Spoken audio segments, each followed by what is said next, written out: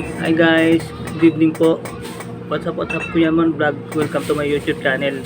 Time check, ano na po, mga alas 6. Nagre-repack ako ng tuyo. Nakakailan na ako. Kasi galing kami ng palengke ng misis ko. Namili kami ng paninda. Damay na rin itong tuyo. Kaya ito content ko ngayon. Maghapon akong nagtinta kasi. Tapos ngayon lang siya tumayo. Mga bandang alas 3 tumayo siya kasi nagpapahinga. Sabay naligo lang sandali, tapos diretso na kami ng palengke. Ito kararating lang namin, siya nag-aayos ng paninda, ako naman nag-aano ng tuyo dito, tulong ba sa tindahan. Wala, di ata ako nakikita. Kita ba ako mga guys?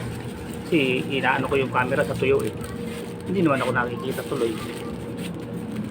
Ito po, nililip ako. Nakakailan na ba ako? Lapit nang matapos, konti na lang. Ito po talaga guys eh. Tsaga-tsaga lang. Kasi kikita ka rin dito basta masikap ka lang din eh sa pagre-repack. Tsaka nakakalibang din naman eh. Ito lang ng kakayahan ko maghanap buhay ngayon eh. Dati po akong kasi manggagawa ng alahas eh. Ngayon hindi na po kasi ako makagawa ng alahas. Tsaka dati po akong artista, singer. Ay, joke lang po yun, hindi po. hindi kasama yun. Dati lang ako manggagawa ng alahas. Tsaka dati kumakanta-kanta lang. Hindi na rin ako makakanta sa sa pagbablog ko, kaya ganito na lang, ipak ng tuyo. Dating singer tsaka artista. Alas ng loob ha. Joke lang po yun mga guys, baka maniwala kayo ha. Hindi po totoo yun ha. Patawa lang yun. Yun. Ilan pa ba to? Ito lang. Ika. 1 2, mahal pa po ang tuyo eh. Kasi nagbababagyo na nakaraan. Kaya ang repack ko, ano mangyayari, medyo affordable na rin. Pagka medyo malalaki, 3 piraso. Pag medyo maliit, 4. 10 lang po benta namin yan. Para mabilis, parang hinihipan ng tuyo sa amin dito. Kasi gusto ko po talaga ganun eh, yung medyo mura lang. Kasi isang maliit na paraan sa pagtulong sa kapwa mo yun. Magtubo ka lang ng maliit. At least sa maliit na paraan nakakatulong ka sa kapwa mo. Hindi ka man lang makagawa ng kabutihan ng sa pagtitinda. Kumikita ka na, nakakagawa ka pa ng kabutihan, di ba? Yung maliit na tubo, isang pamamaraan yun na makakagawa ka ng maliit na kabutihan sa kapwa mo, di ba?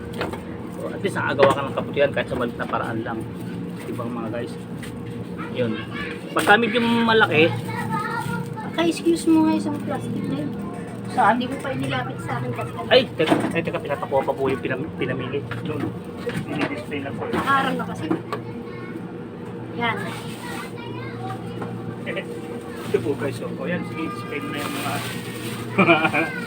mga most commodities needs, mga sardinas. Yan ang mga fresh commodities needs eh. Sardinas, tuyo, mantika, itlog.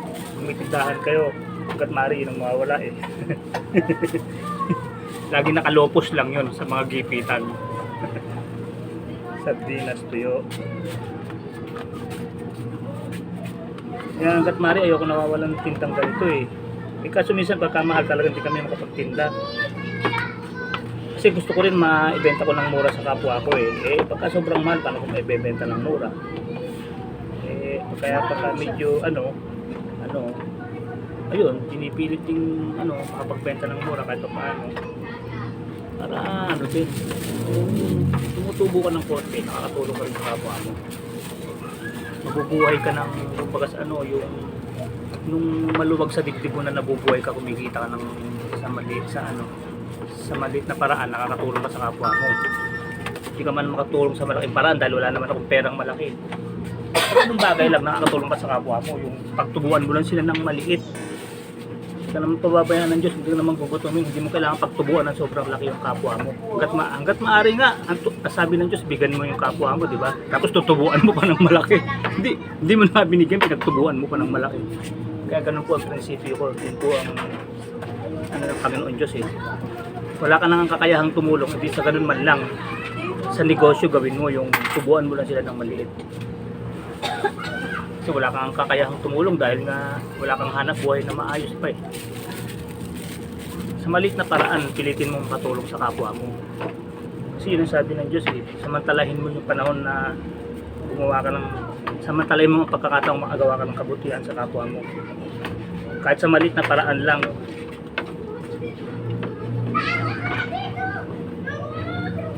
Yan. Kaya tuyo sa amin dito pag natip ako. Natip ako ito ngayong gabi. Pumila ka lang mismo ng mga 4 na araw. Pag magluluto kami yung walang mailuto, ubos agad. Lahat, mga nalirip ako, mantika, tuyo, basta lahat yan, ang bilis maubos niyan.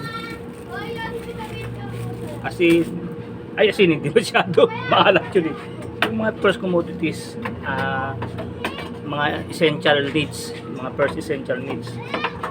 Wow, English yun ah.